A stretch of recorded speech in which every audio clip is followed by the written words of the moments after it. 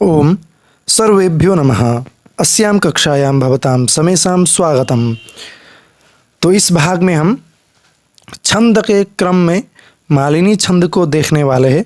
ठीक है, तो पिछले कई कक्षाओं में हमने छंदों का परिचय, कई सारे छंदों का वर्णन, विशिष्ट वर्णन इत्यादि अच्छे प्रकार से देखा है। अगर आपने देखा नहीं तो वह सब कक्षा देख करके इसको देखना, ताकि आपका समझ बेहतर हो।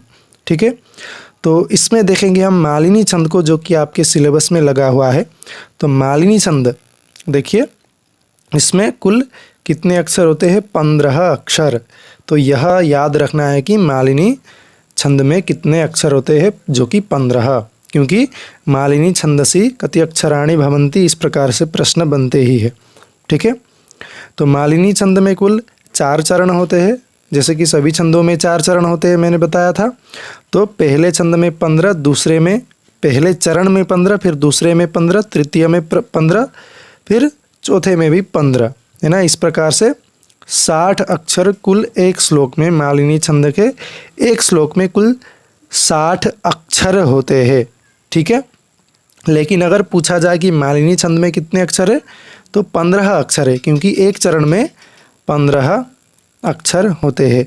ठीक है, तो देखिए लक्षण क्या है, यह आप सबको याद रखना है, क्योंकि लक्षण से पूछा ही जाएगा प्रश्न।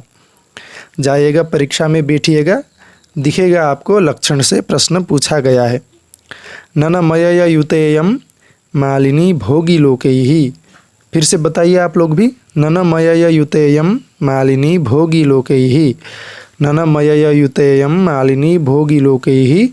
ननमयय युतेयम मालिनी भोगी लोकैहि। तो यहाँ पर गण बताया गया, न न म य, है ना। इस प्रकार से यहाँ पर क्या गण है? न न म य, है ना। तो देखिए यहाँ पर इस प्रकार से गण है। न है ना। न गण में तीनों वर्ण लघु होते हैं। फिर से नगण, तीनों वर्ण लघु। म में तीनों वर्ण गुरु, फिर य में आदि लघु, फिर 2 गुरु, है ना। फिर य में आदि लघु, फिर 2 गुरु। इस प्रकार से मालिनी छंद में गण मिलते हैं, न न म य। तो यहाँ पर देखेंगे न लघु, न लघु, म लघु, है ना। तो यहाँ पर यह न गण मिल गया। फिर से य लघु, यू उकार है, ह्रस्व उ, इसीलिए लघु। तो दूसरा न गण भी मिल गया। ते जो है दीर्घ है ना, इसीलिए गुरु। फिर य जो है अनुस्वार होने के कारण यह भी गुरु। ठीक है, माँ दीर्घ होने के, आकार होने के कारण यह भी गुरु। तो यहाँ पर म मस्त्री गुरु है ना। तो मैंने यह पहली कक्षा में बताया था, तो यह भी मिल गया। अब ली जो है ह्रस्व होने के कारण लघु, नी दीर्घ होने के कारण गुरु, और भो भी ओकार होने के कारण गुरु। तो यह गण मिल गया।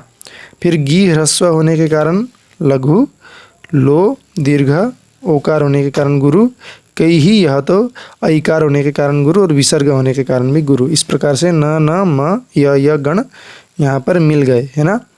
तो यही इस श्लोक में घटित करना है कि यहाँ पर इस प्रकार से गण मिलते हैं कि नहीं। अगर यही गण यहाँ पर पाए गए तो यह श्लोक जो है मालिनी छंद में रचित है, ऐसा हम कह सकते हैं। तो व आकार है, इसलिए लघु, य आकार है लघु, मी ह्रस्वई है, इसलिए लघु, नगण मिल गया। फिर ह लघु, प लघु, री ह्रस्व है, इसलिए लघु, तो नगण फिर से मिल गया, न हो गए। अब म है ना।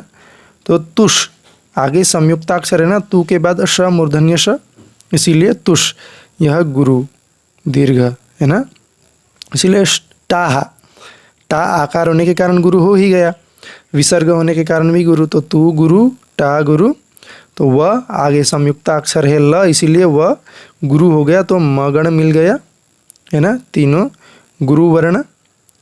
तो फिर से क जो है यह लघु आकार है, फिर लई जो है यह ऐ होने के कारण भी गुरु, और आगे संयुक्ताक्षर होने के कारण भी गुरु। तो क लघु, लई गुरु, और त्वम जो है ऊपर अनुस्वार होने के कारण गुरु, है ना। तो लघु गुरु गुरु, क लघु, फिर गुरु, और गुरु होने के कारण यह गण यहाँ पर हमें मिल गया। ठीक है, तो अगला भी यगण है, दू ह्रस्व उ होने के कारण लघु, फिर जो है कु दीर्घ उ होने के कारण गुरु, फिर लई ऐकार और विसर्ग होने के कारण गुरु, तो यह गण भी मिल गया। तो इस प्रकार से न न म य ये गण मिल गए, है ना। तो चारों चरण में आपको यही घटित करना है। तो इस प्रकार से आप सबको न न म य गण मिलेंगे। तो यही मालिनी छंद है। तो देखते हैं उदाहरण क्या दिया गया है। वयमिह परितुष्टाः वल्कलैस्त्वं दुकूलैः समइह परितोषो निर्विशेषो विशेषः सतु भवति दरिद्रो यस्य तृष्णा विशाला मनसि च परितुष्टे कोऽर्थवान को दरिद्रः, है ना। कितना बढ़िया श्लोक यहाँ पर दिया गया है। अगर मन संतुष्ट हो तो कौन धनी है, कौन अर्थवान है और कौन दरिद्र है। तो इस प्रकार से यहाँ पर बताया गया है ना। ठीक है, तो इस कक्षा में इतना ही। मिलते हैं अगली कक्षा में, तब तक के लिए धन्यवाद। नमो नमः।